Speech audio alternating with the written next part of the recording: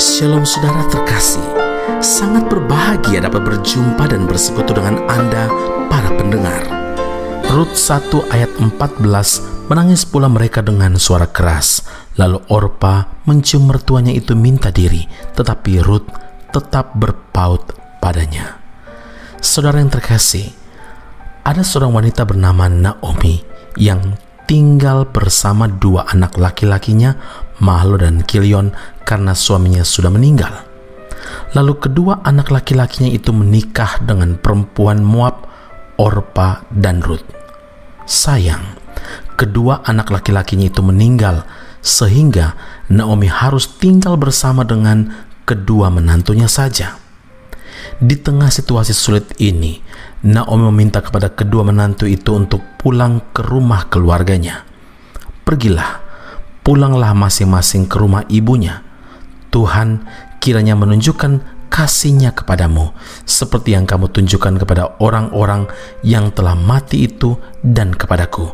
Rut 1 ayat 8. Mereka pun bertangis-tangisan dan merasa berat untuk meninggalkan ibu mertuanya itu.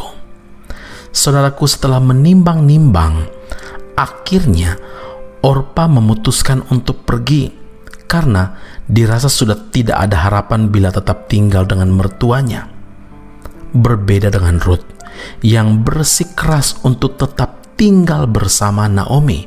Rut 1 ayat 16, janganlah desak aku meninggalkan engkau, kata Rut, dan pulang dengan tidak mengikuti engkau.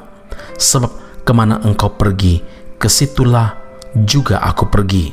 Dan di mana engkau bermalam, di situ jugalah aku bermalam. Bangsamu lah bangsaku, dan Allahmu lah Allahku. Ternyata saudara, Rut membuat pilihan hidup yang benar, yaitu tetap berpaut kepada Naomi yang membawanya untuk bertemu dengan Boas, seorang yang kaya raya. Rut 2 ayat 1. Bertemu dengan Boas, hidup Rut pun dipulihkan secara luar biasa. Dari perempuan Moab yang tidak ada pengharapan menjadi wanita yang punya masa depan setelah dinikahi oleh Boas. Sebelum bertemu dengan Boas, ada proses yang harus Rut jalani. Yang pertama adalah kesetiaan. Tanpa pernah merasa malu, Rut pergi ke ladang Boas untuk memungut bulir-bulir jelai. Ia begitu setia mengerjakan tugas yang disuruh oleh mertuanya tanpa berbantah. Segala yang engkau katakan itu akan kulakukan. Proses kedua yang dilalui oleh Rut adalah kerendahan hati.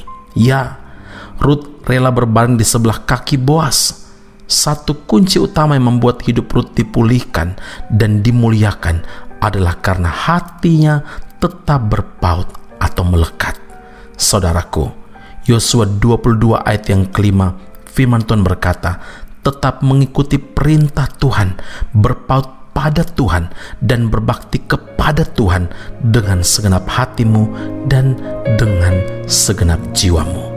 Ingatlah, kesetiaan dan kerendahan hati adalah kunci hidup kita dipulihkan oleh Tuhan. Amin. Mari kita berdoa. Kami berterima kasih dari kisah Rut dan Naomi.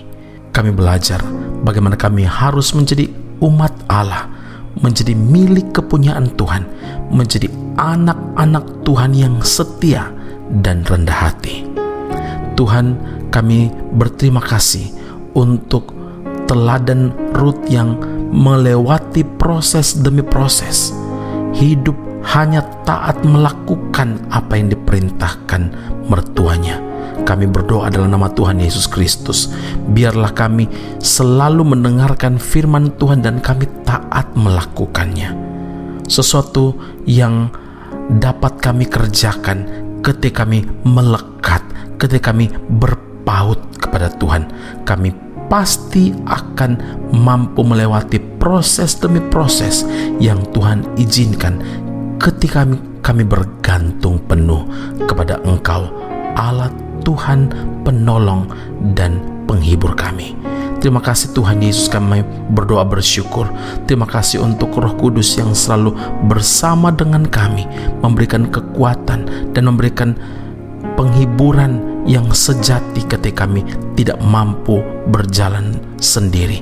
Kami berterima kasih karena ada keyakinan dalam hati yang Engkau letakkan melalui firman Allah bahwa Engkau menyertai kami sampai akhir zaman. Engkau Allah Tuhan yang selalu dapat diandalkan hari ini dan selamanya. Hidup kami dipulihkan oleh Tuhan ketika hati kami berpaut kepadamu. Di dalam Kristus Yesus Tuhan dan Juru Selamat yang hidup, kami berdoa dan mengucap syukur kepada Bapa di surga. Haleluya.